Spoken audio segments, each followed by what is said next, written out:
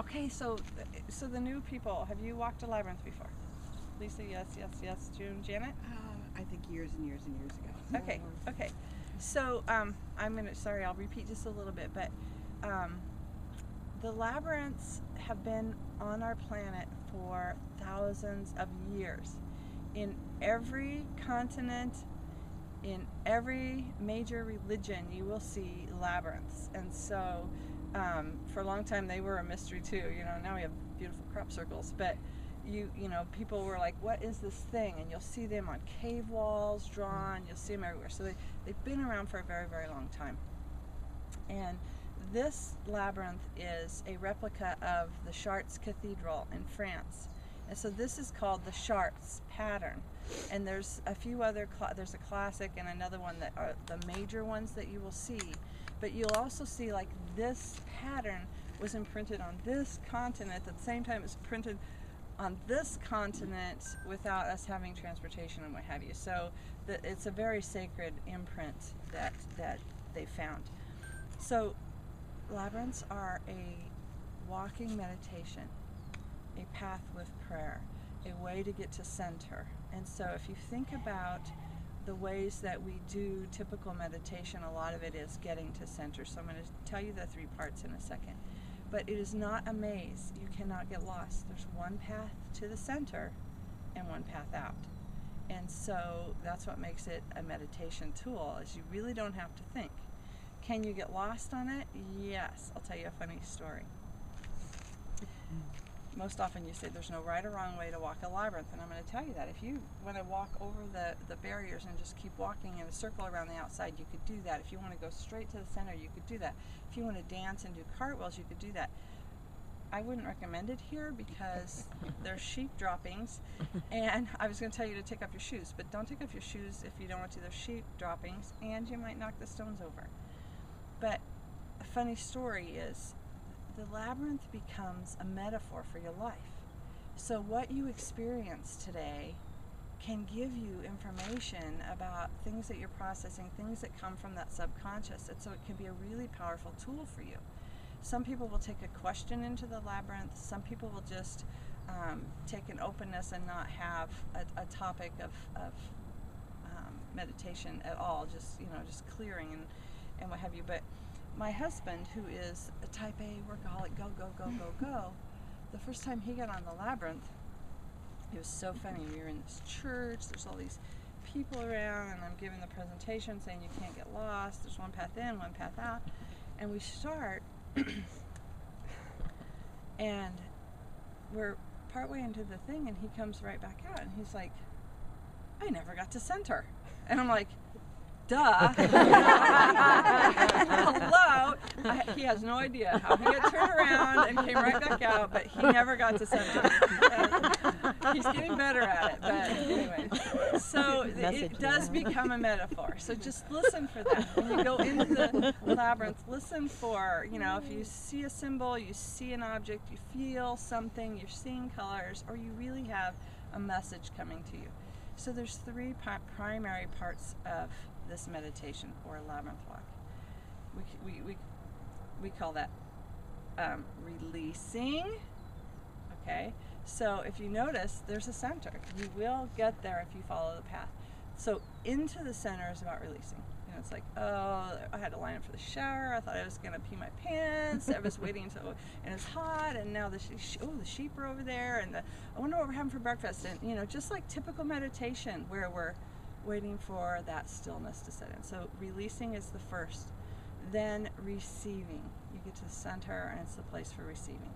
Like typical meditation, we get to that good spot, we get to that quiet, peaceful place, and we have the magic. So receiving is the second part. And then returning. So when you're ready, you return, and it's returning to the world, and it's coming back out of that sacred space.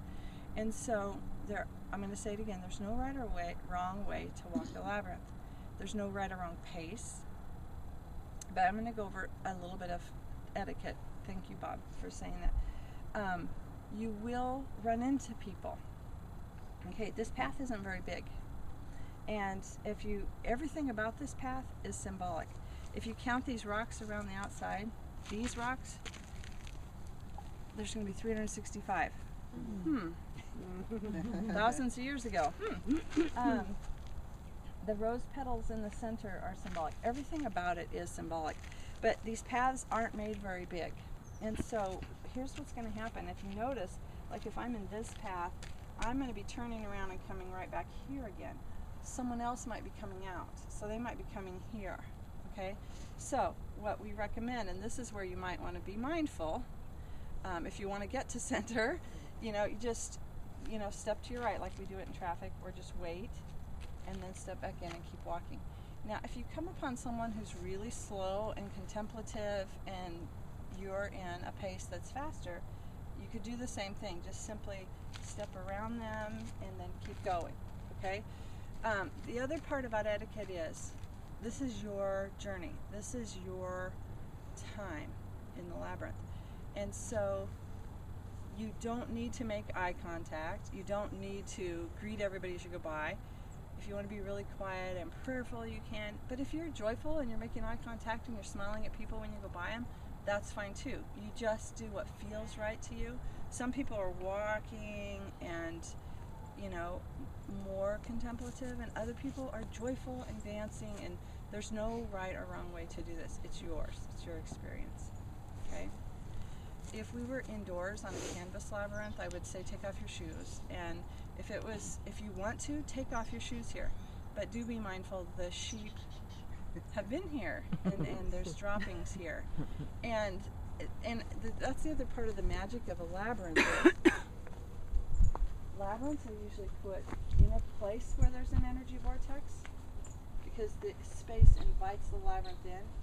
Or if there's no space that's inviting, when you're saying, I want to put a labyrinth in this space, vortexes aren't there, they'd have somebody like Shelley out there helping them find the right space.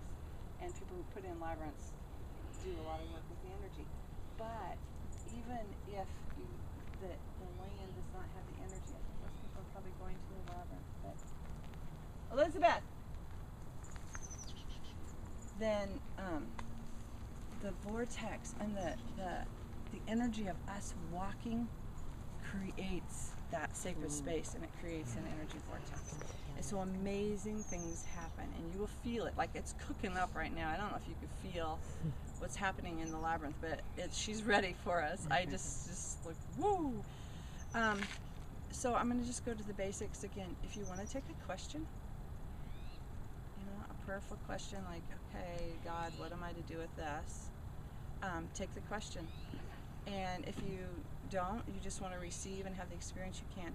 If you want to take something to the center, if you have something sacred on you and you want to leave it there when you get there, leave it. And if you don't.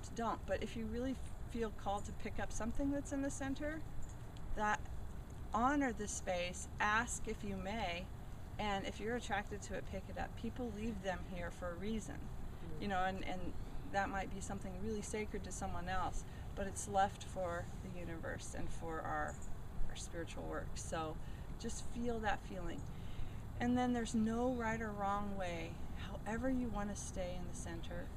If you want to be there for 20 seconds, that's fine. But if you want to be there for the full hour, that's fine too.